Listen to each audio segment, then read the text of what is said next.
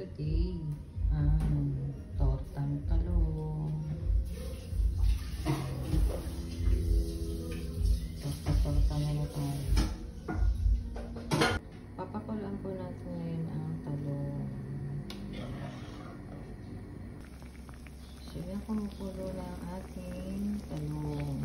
Pag malambot na siya, pwede na siya. And then, magpipilitin na tayo. Yan, nahango ko na po yung ating talong. And then, gagawin na po natin. Tutusok-tusokan natin siya. Yan, ganyan. Hanggang sa mag-open. Sasama ko na din po yung balat. Yung iba, tinatanggal talaga yung balat. Pero ako, sasama ko na din, sayang din. Hanggang sa lumapat yung kanya. Mag-open na.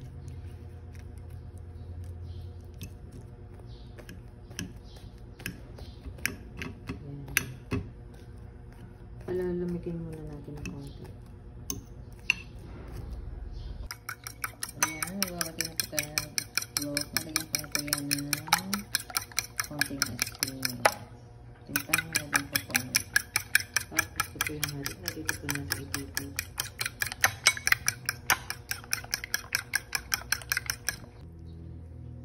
So yan, natin pong ititip na sa egg and then harina.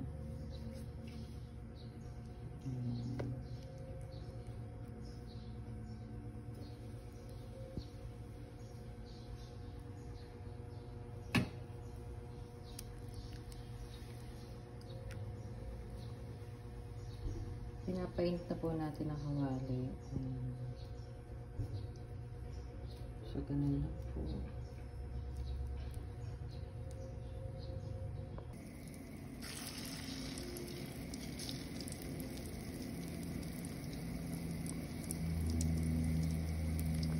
Ayan, paint na po natin.